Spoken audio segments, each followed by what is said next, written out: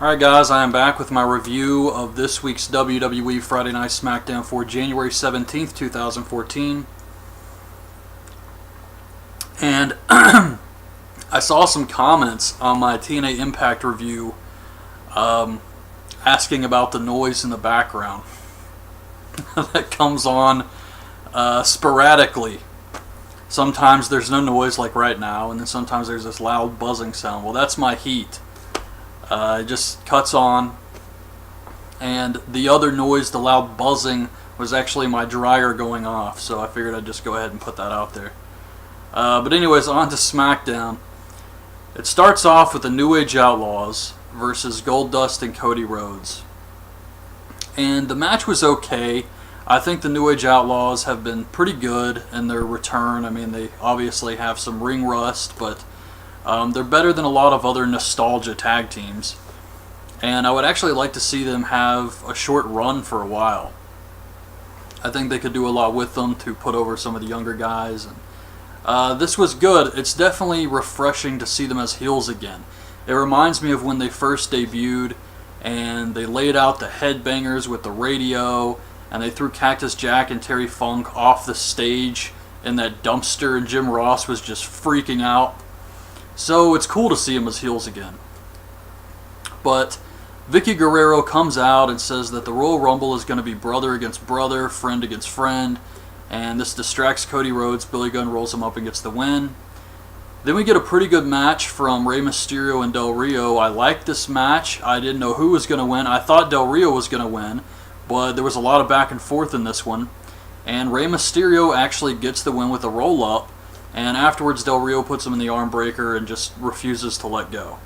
Bray Wyatt comes out and cuts a weird promo on Daniel Bryan. It started off kind of like, but then it actually turned into a great promo, in my opinion anyway. I think Bray Wyatt does an excellent job with those weird-ass promos they give him.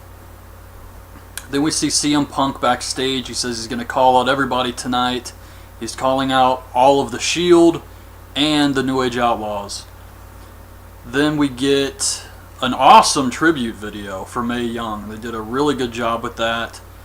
And then it's Naomi of the Funkadactyls versus Tamina.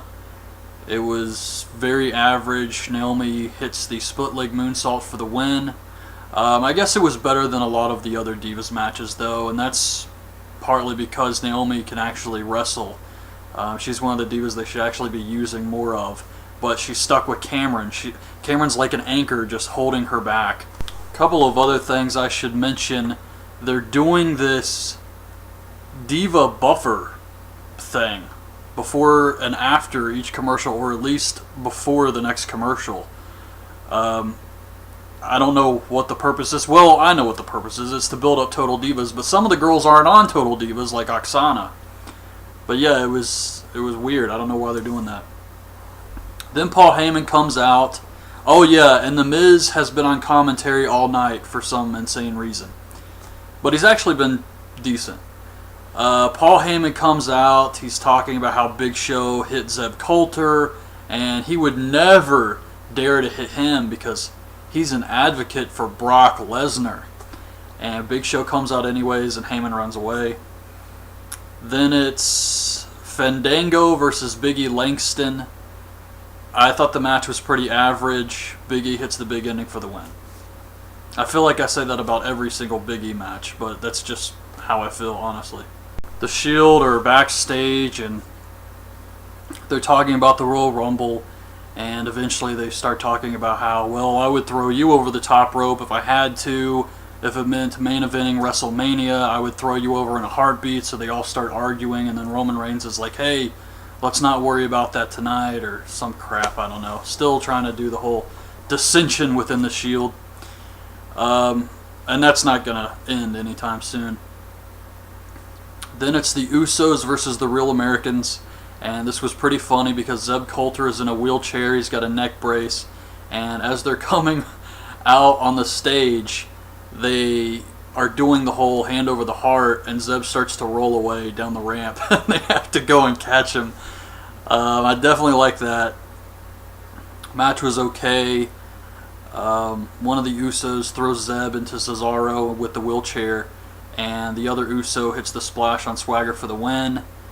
Then CM Punk comes out, he calls out the New Age Outlaws and the Shield, and they surround the ring, but then Kane comes out, and Kane says the Authority is actually trying to help CM Punk. They're not out to sabotage him. That's why they put him in the Royal Rumble, so he had a chance of main eventing WrestleMania. And they told Kane specifically to to treat CM Punk with respect.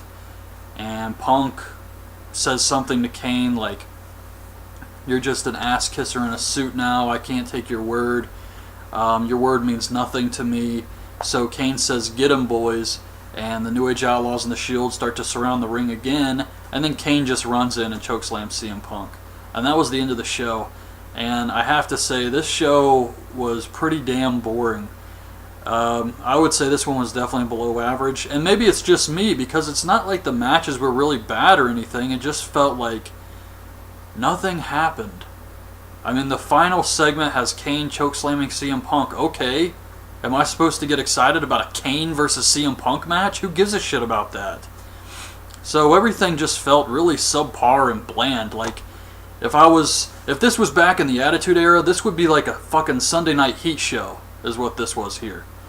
But anyways, that's my review. Hope you guys liked the video. Leave your thoughts on the show in the comments, and thanks for watching.